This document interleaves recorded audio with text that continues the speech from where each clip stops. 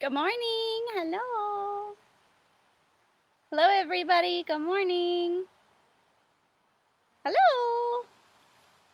Yeah. Good morning. Hi, everyone. Good morning. We have Violet here, our beautiful turkey vulture ambassador, with us this morning. Hi, Violet. We will be hanging out with Violet today. She is very, very sweet, but also a little bit feisty. So if she does anything naughty, that's just her personality. She's very playful and curious. So we are super, super happy to have her. She's a great girl. Yeah, you're so funny. So she has been with us for quite some time. We've had her for probably around 4 years now. She is just fantastic, and up until about 2 weeks ago, she was fostering for us as well. So she has had a busy summer. She's back on in her enclosure, and I think probably a little bit relieved to be away from the babies. But come on in, let me know that you're here, let me know where you're from, and I'll give you all a shout out. Thank you guys so much for tuning in as always. We really appreciate it. Good morning, Violet. Turkey vultures are just amazing animals. They get a really bad rap. People think they're gross or ugly, but they're actually incredible animals, and they are more clean than we think that they are, and they're a lot more beautiful, I think, than we think they are because of we never get to see them up close. But she has these gorgeous eyes. She has little tiny eyelashes that are just so cute. So she's certainly a beautiful bird. Hi. Yeah. So we will. Good morning, Deborah from Washington County, Maine. Hello. Good morning, Danielle. Good morning from San Diego. That's so cool. Good morning, Kim. Hello. Good morning, Deborah. Yeah, so she is absolutely beautiful, and they are found all over the country. So they are one of the more commonly seen birds that we get to encounter on a daily basis. Good morning, John Paul. Hello. Thank you guys so much for tuning in. Happy Labor Day. We are, of course, here. We're here every day taking care of these guys. I know. Are you showing off your wings? So Violet actually is about a 6-foot wingspan. And she's just magnificent. And when you see them flying in the sky, they're usually aren't wings spread out, and they're teeter-tottering. They have kind of a flight that makes them teeter-totter. Hi, and their wings usually go back into a V. So they're pretty noticeable and distinct when they're flying. You can usually identify them from pretty far away, just based on their flight and kind of this underside to their wing that looks like a little bit white underneath. Hi, it's like a light gray color. Happy Labor Day, everybody. Thank you guys so much for tuning in. I hope you're having a good holiday weekend. We as always, are here, and there is a donation button on all of our videos. So if you guys are able to donate, we really appreciate it. It helps, it goes a long way to help to care for these guys and to keep us running and well staffed and well fed. These guys get lots and lots of good treats. Good morning, Teresa from the Jersey Shore. Good morning, Herman. Hello. So thank you guys very much for all tuning in and chatting and letting me know that you're here. That's awesome. And if you have any questions at any point about anything that we're talking about, please let me know. Type a comment and I'll answer your questions. So good morning, everybody. For those of you who are just joining us, this is Violet. She is our beautiful turkey vulture ambassador. She's been with us for about 4 years now. And she is probably one of our largest ambassadors. I think she weighs more than our great horned owl Gaia. So she, I think, is our biggest ambassador, our largest ambassador. And she has about a 6-foot wingspan. She was brought to us originally from Cape Cod, where she had been found after she was hit by a car.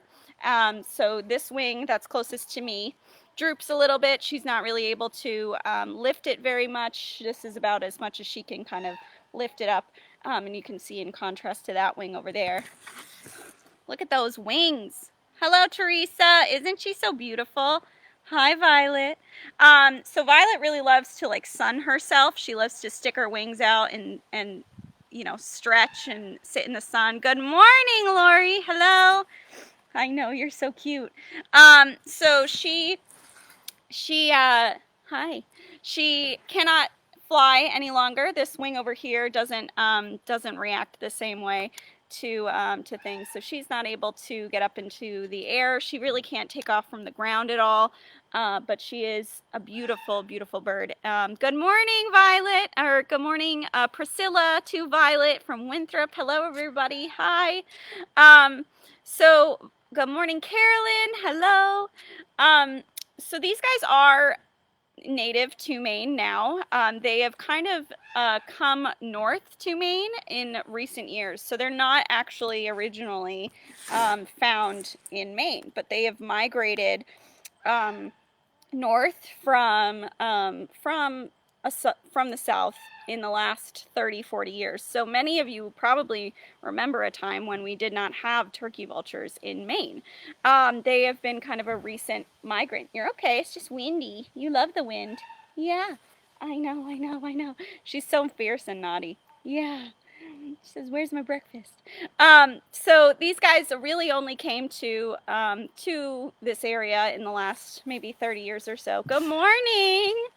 Oh, very cool, Lori. That Lori's saying that she brought a turkey vulture to a rescue and it got to be released. So we, of course, have our medical clinic here at the Center for Wildlife, and we treat probably somewhere around 2,000 animals every year, and a lot of those are birds. So about 1,200 of those patients that we get every year are birds. And we this summer had two baby turkey vultures that were admitted within like a week of each other, and they were both, nest disturbance. I think those windstorms that we had earlier on in the summer not kind of messed with those guys. So we have two turkey vulture babies that are no longer babies. They spent most of the summer with Violet, so she actually got to serve as a foster mom, and she did this last summer for us and once again this summer. So those two babies are now on their own in an enclosure, getting ready to be released. They'll probably be released in the next couple weeks.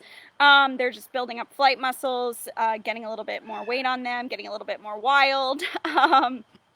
Violet does a great job with these babies. She's really important for them to learn that they are a turkey vulture and not a human. If we were to raise them, they might learn that they were humans. And something really important that birds go through is a process called imprinting, where they learn what species they are. And this happens in a lot of different ways. They imprint on their parents visually. So by seeing a member of their species, they learn that's what they look like. There are no mirrors out there in the wild, so they don't really know what members of their species look like without looking at their parents. And so that imprinting visually on each other is really important. And if they're raised by a human, they're gonna visually imprint on a person. The other thing that Violet helps our babies do is learn how to behave like a turkey vulture. And Violet's very sweet and very curious and playful, and yeah, and loves her handlers and has been with people for a long time. But she was raised in the wild. She didn't get into her accident. Good morning, Herman. Good morning, Katie. Hello. She wasn't hit by a car until she was about a year old. So she knows she's a turkey vulture. She knows how to act like a turkey vulture. She knows how to interact with other turkey vultures. And these are very social animals. They're actually really, really social. They hang out in big groups. You'll often see them in big flocks together, up to maybe 5 of them all hanging out in the same area. Oh, good morning, Carolyn. Oh, that's so sweet. Carolyn has a sweet story about opossum babies that she rescued and brought to us, and they got to be released. That's wonderful. Oh, I love that story. Yeah, so many of you have probably brought us animals in the past if you're local. What are you looking at? You see something? So I don't know if you guys just realized how kind of alert Violet just got. You can see she pulled back the feathers. You're okay. You're okay. I know. She pulled back the feathers on her face. I don't know if you guys can see that. So turkey vultures are notorious for being ugly because they have no feathers on their head. So they're called, sometimes people will call them bald. And she has these tiny, tiny, you're okay, honey, these tiny little fuzzy feathers all over her head, but she doesn't have any of her long, typical feathers up there. And that's actually on purpose. That is very smart. Because when these guys are eating dead things, and they are scavengers, so they eat exclusively dead animals. When they're rooting around in a carcass, they don't want to get blood and guts and all that nasty stuff in their feathers. So they have very few feathers on their head, and they can actually retract that skin back and pull their skin back and leave it so that it's a little bit cleaner for them, and then they can pull it forward again when they're done. So you can see she kind of has this ring, this little collar around her neck where her feathers start, and that's really important for her to stay clean and not have gross stuff in her feathers. They're meticulously clean. They preen themselves a lot. And if you can imagine being a scavenger, you would attract a lot of insects. You would maybe be a host for disease if you weren't really careful about your hygiene. And so many of our scavenger animals are actually really fastidious groomers. Opossums, for example, will groom themselves just like a cat would. These guys will preen themselves all day. She does a lot of preening, and it's really important to keep their feathers in good condition to make sure they don't have any insects on them or any nasty stuff on them. Because of what they're eating, it's really important. She's very feisty today. I know. Yeah, you're such a good girl. She's like, what are we doing? I haven't done this in months. I know. Once again, thank you guys so much for joining. Hi, Naomi. Hello. If you guys are able to, we really appreciate a donation. We have a donation button on all of our videos as well as this one. And we are so, so grateful that you guys have made it possible for us to continue doing our work during this, this strange time. So we really miss being able to educate in person, but this is a really great way that we're able to interact with people like Naomi, who's from Rhode Island, an audience that we would not normally get to see. Or Rory, hello. In West Bath, hello. Oh, yeah, so she has a very sweet story about turkey vultures hanging out near a dump. So a dump, perfect place for a turkey vulture, right? There's plenty of food for them there, and they can easily find trash and meat scraps that they can eat. So they do a really good job around dumps, and they are very social. So many of them will live together in a group. They'll spend a little bit longer time with their families, so it's actually great. Thank you so much, Diana. You're so sweet. Thank you for donating. That's so, so amazing. We really appreciate it. Thanks. Thank you, Dad, for donating every time. So sweet. Good morning, Katie. Hello. I know, Violet, you're so feisty this morning. So Violet was the roommate of our turkey vulture ambassador Dante, who passed away recently, and so we've been trying to give her a little bit more social interaction. These guys are very social, and they normally would live with other members of their species, and so we had Violet and Dante living together for many years. They got along great. And we haven't really seen her, she was in with her babies when he passed away, so we haven't seen her have any sort of an adverse reaction to him not being there, but we're just trying to keep her from being bored, keep her entertained, taking her on lots of walks, letting her sit with us when we're in the office. She does like to be near people, and she does like to kind of hang out with folks. So she has been getting lots of attention ever since she was able to leave her babies, and she did such a great job with them. They are now, they're flying around, they're interacting with each other, which is great because they can kind of help each other to remain wild, and we actually are very hands-off. Oh, thank you so much, Fina. That's so sweet. It is a really amazing job to have. We are very lucky. We love it here, and lots of people come and volunteer with us because it is just such a unique place. We have a couple of our volunteers here right now, but it is a very amazing place to work. Thank you. Luis, yeah, they do have them in Massachusetts. They have them here. Thank you so much, Katie and Luis. Oh my goodness, you guys are so generous. We really, really appreciate all of your donations. It's amazing. So my dad, David, asks, is there anything special about her open nose bridge? Yes, absolutely. So you guys have probably seen this here. Violet, can you look this way? So you guys can probably see she has these nares. Hi, hi. That go that are totally exposed and open. They go right through her face. And nares are just what we call bird nostrils, but they do, you can see there's a hole right there. These guys have one of the best senses of smell in the bird world. Most birds actually smell very poorly. It's not one of their more evolved traits. Most birds are evolved to see really keenly and hear very keenly, but not so much smell. Most birds are not using their sense of smell. These guys, as a scavenger, rely on their sense of smell to find their food. So they will soar. You'll see them soaring in those big circles up there. They will soar and they will smell a decaying animal from up to a mile away. They really do an amazing job of scenting out their food. So they can smell a deer carcass that's rotting. And what's interesting is that oh, thank you so much, Lise. You're so sweet. Many of these birds will only be able to find animals after they give off certain gases, after they start to break down. A lot of vultures also have they have a sharp beak, but it's not very strong, so they have a hard time piercing the skin of animals that are alive. They can't really do that, so they have to kind of wait until they start to break down a little bit. It's very interesting. But they have one of the best senses of smell in the animal kingdom, and a part of how they do that is by having this open nair that allows for a lot of wind to get up into their nostrils, and it connects right up to a place in their brain called their olfactory bulb, and it's basically the area of the brain that tells them what scents are.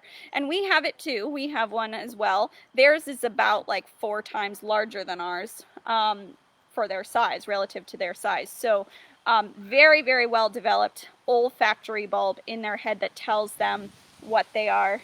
Is it windy? Do you love it? Tells them what they are, what they're smelling. And they also can smell much more small amounts of scent within a sample size. So they can smell parts per billion, whereas we cannot smell something that faint, right? So these guys can smell very, very faint odors, and then they'll trace it until it gets more and more intense, and then that's when they find their prey. So, well, prey, I say prey, but their food, because they're not killing anything. They are classified as a raptor in North America, and our New World vultures, so the vultures that live in North America, are most closely related to other species of raptors, so hawks, eagles, falcons, but they are not very similar in their adaptations to these birds. They are more similar to them than they are to like a heron, which is how they're classified in Europe, but they are most closely classified with our raptors in this area. Yeah, yeah, yeah. You showing off your wings? So I'll show you guys her wings again. She has these giant wings. Can you say wing? Wing. Nice job. So they do get to be in the raptor family, but raptors have talons. That's kind of the thing that makes them a raptor. The word raptor just means to grab, and that's what raptors do with their talons, is they hold on to their prey with their talons. These guys don't have talons. They have these turkey feet, which is a part of why they're named turkey vultures. They have these flat turkey feet that are really good for walking on the ground, and they can't grab with them. They don't have grabbing abilities. You're so naughty. Good morning, Louise. She smelled their turkey after Thanksgiving dinner. That's hilarious. So right, you cooked it, you got it all smelling aromatic and tasty, and they could smell that. Will they go after small live mice? No. So they really don't have the speed or dexterity to be able to catch live prey. The way that they track their food, they soar in big circles in the sky. Thank you, Ryan, for responding to that. That's accurate. They have a 6-foot wingspan. So these guys, when they're soaring and gliding, they're using their wings. They have very wide, broad wings. That's part of why they're so large. To soar on the thermals, and they almost never have to flap their wings because they're so good at catching wind up underneath them. They're like built like a kite. So a part of that means there's a trade-off between their ability to soar and their ability to maneuver. They really aren't very fast or able to change direction very quickly because they're relying on their wings to kind of take them where the wind goes. So they're not very fast birds. They're not very maneuverable birds. Good morning, Chuck. Hello. Um, they are not able to chase down prey. So it's a trade-off between being able to stay up in the sky, soaring, almost floating like a kite, means that you're not able to change direction or maneuver really well. So they cannot really, I know. They cannot really hunt for food. They really are kind of incapable of doing that. So, and they also don't smell live animals in this in the same way. So a dead animal is going to off gas. It's going to give off chemical compounds as it breaks down that attract turkey vultures, and live animals aren't doing that. So they would not be like attracted to a live animal the same way. It's really fascinating. These guys are the only true scavenging carnivore in the world. So scavengers exist all over the world, and they eat lots of different things. And these guys are really the only scavengers in the whole world that only eat meat, that only eat dead animals. There really are no other scavengers out there that don't eat something else too, like plant matter or fruits or things like that. So like an opossum will eat a little bit of everything, but a turkey vulture really only eats meat, and they are the only ones in the world. She does have very unique eyes. Hi, you're so cute. She actually, so she can see very well at very long distances as well, but not necessarily as well as a falcon or a hawk that uses their eyesight to look for their prey. So she can see what's going on up in the sky, but she does not necessarily need the binocular vision is what we call it, the ability to like zoom in on something far away. She doesn't need to be able to do that because she's not hunting for her food. So she does have really excellent vision, very keen eyesight, but it's not as highly evolved as our peregrine falcons, for example. So it is a lot different. Oh, thanks, Chuck. Yeah, the everybody has been so generous today. Thank you guys so much for donating. We really appreciate it. Thanks, Chuck, for highlighting that. That's awesome. I know. You're so feisty. So ever since Violet's come out of her baby's enclosure, she's been a little bit feistier. I think they made her a little bit wild, so we're excited. Hi, she's loving her walks. She's loving coming out and interacting with people again. Because when she is in with her babies, we try to be as hands-off as possible, try to keep them wild, make sure that they're not imprinting on us or learning bad things. What about eagles for eating? Louise, do you mean would they eat an eagle or would an eagle eat them? Eagles are also kind of scavengers, so they will hunt. They have the ability to hunt, but they can go back and forth between hunting and scavenging pretty easily. So eagles are really evolved for hunting fish and smaller mammals, things like that. They might go after a turkey vulture if one looks particularly sick. Eagles will eat pretty much anything. It's funny, in Alaska, where there are lots of eagles, you can find them around trash dumps the way that you would find gulls around dumps here. So they're like a scavenging bird in Alaska and in places up in Canada where there are lots of eagles. They might eat an eagle if one died. If one died and was rotting, a turkey vulture might eat one. Louise, her weight, she's about 2,000 grams, so about 2 kilograms, but I'm not sure how many pounds that is. Somebody will have to do that conversion. It's maybe like around 5. I'm not sure. Hi! But yeah, she is she's one of our heavier ambassadors. She is probably the heaviest bird that we have here. And our birds are typically very light, but these guys actually are very large, and that helps to keep them going and keep them flying in between finding dead things. So they can stay up in the air longer, they can fly for longer periods of time and farther because they don't, because they have a little bit more fat on them, a little bit more um, of reserves to carry around with them. Good morning, Ricky from Texas. Hello. As always, guys, I'm so happy to answer all of your questions. I'm so glad that you guys are asking such great questions today. So if you have any other questions about turkey vultures, please let me know. She is very special. We love Violet, and we also love just teaching people about how great they are. So one of the things that people always assume is that yeah, yes, Chuck, they are. Yeah, if you go up into a little bit more north into Maine, you'll see a lot of eagles around dumps. Yep.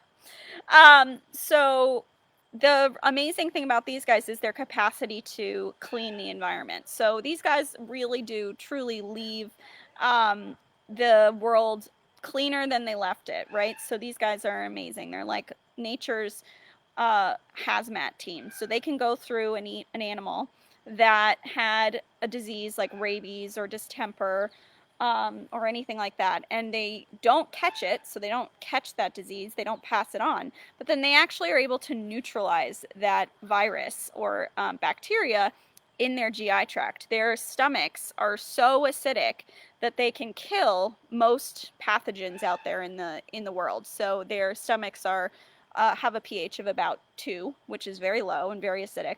And what do you see over there? Yeah. And they are able to neutralize many pathogens out there in the wild with just their stomach acid. So when an animal dies of rabies, it's not, and it gets eaten by a turkey vulture, it's not going to get passed on and create more rabid animals. So they can neutralize rabies, botulism, anthrax, all of these really terrible pathogens that exist naturally, they can deal with through their stomachs. And then when they poop or pee, they're able to kind of neutralize the water that their pee goes into. They kind of pee on their feet to clean them off, which is weird, but their pee is like hand sanitizer because it's so acidic. It's crazy. Taylor asked what the hole in her nose for was again. That's to allow her more surface area to pick up scents and to allow more wind to get up into her nares. That's what we call her a nostril on a bird. So that's to allow more airflow, more scent to get into her nares, and it connects right up into her brain, into a little part of her brain called her olfactory bulb that analyzes scents, and it's a very large part of her brain. It takes up a big part of her brain, is telling her what is in the air that she is smelling, and they can smell parts per billion. They can smell really, really well.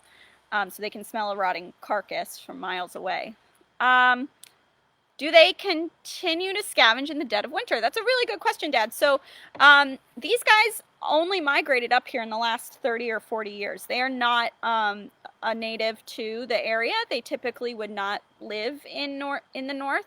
But because humans have created more trash, created more ways for these guys to find food. I know the interstate highway system, once that went in, created a lot more roadkill for them to eat. So if they are able to keep themselves fed, they may choose to stay here during the winter. Some do leave and go down to where it's warmer, but a lot will stay around here during the winter. And we've seen our Mount Agamenticus turkey vultures stay here all winter long because they can find food. So a lot of times animals will migrate because of a lack of food, not because necessarily it's too cold.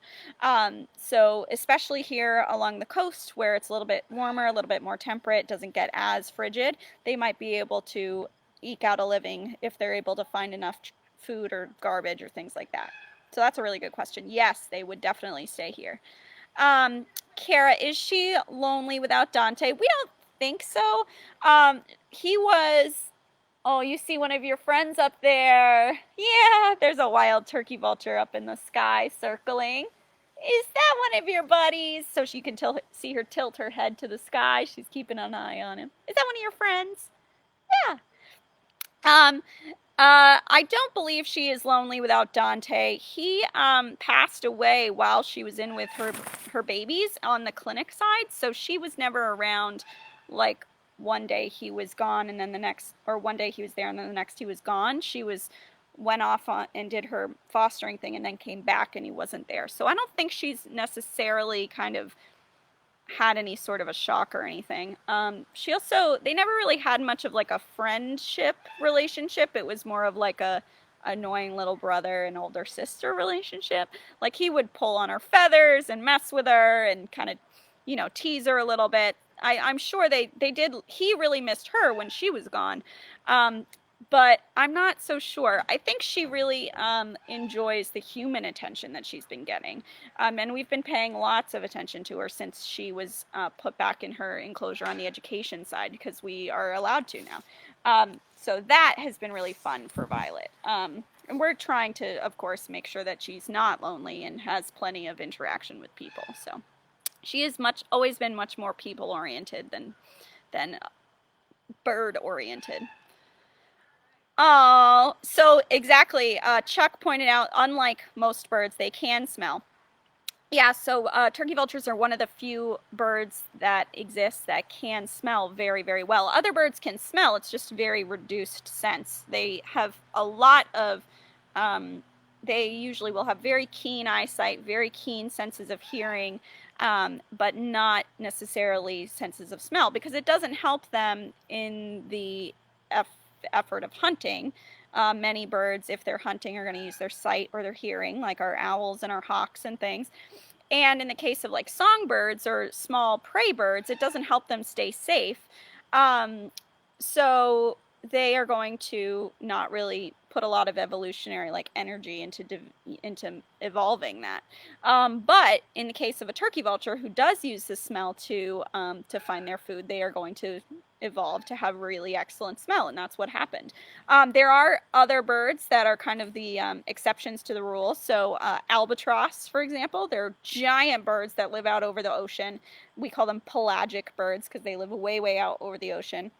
They will eat the fish that come around whale poop. So fish will be attracted to whale poop, come around and eat it.